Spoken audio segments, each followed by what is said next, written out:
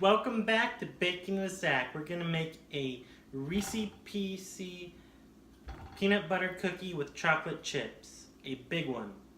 You're gonna need 2 tablespoons butter, 2 tablespoons peanut butter, 2 tablespoons brown sugar and sugar, 1 egg, a half teaspoon of vanilla, a 1/4 teaspoon salt, and baking soda, and a half a cup of flour, a package of Reese's Pieces.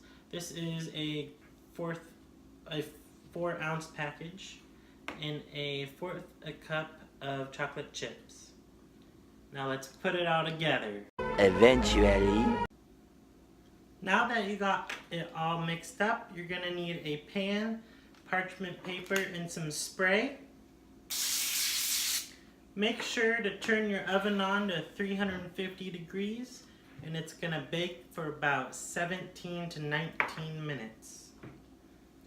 Now let's put our peanut butter cookie. Make sure it's in the middle of the pan because it may spread a little bit.